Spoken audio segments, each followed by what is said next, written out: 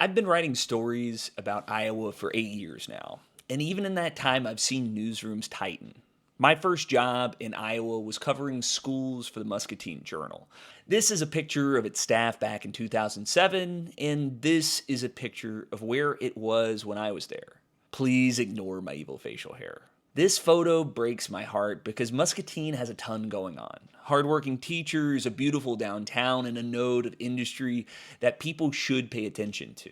But by the time I left there were just two of us. When I was at the Iowa City Press-Citizen, we had an editor, 4 reporters, and a photographer. That staff has shrunk. The Gazette used to print daily. That too has shrunk. So when I saw all the Iowa congressional members vote to defund public media, I was thinking about how, even in my short career here, we've seen this business shrink.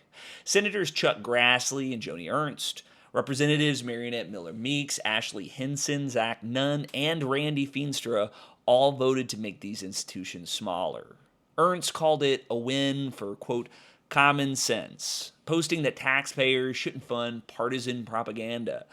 But Ernst represents rural Iowans who depend on IPR for weather alerts and market reports. For rural states across the country, public radio is sometimes the only news coverage their communities will get. Iowa PBS will lose $3.5 million, 18% of their budget. 25 jobs will be gone overnight. These representatives voted to cut jobs right here in Iowa. Jobs of their own constituents, coverage of their own offices.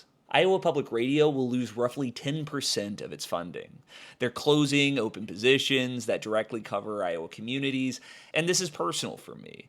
I spent 3 years there working with the talented reporters and editors who show up early and stay late to get you the news you need. While large media organizations like Fox News or the New York Times send their parachute reporters in just to cover the disaster, we got to build real connections with Iowans. These cuts have been heralded as needed, but in our communities, ask yourself who loses out. When TV cuts rural coverage because it's not profitable, Iowa Public Radio fills that gap.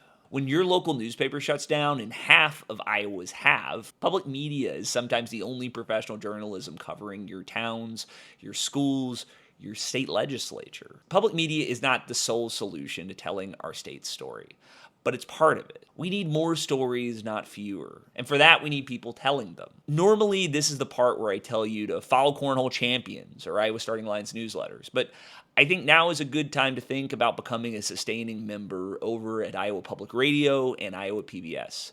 Their work is essential. We need more of it, not less. Thanks.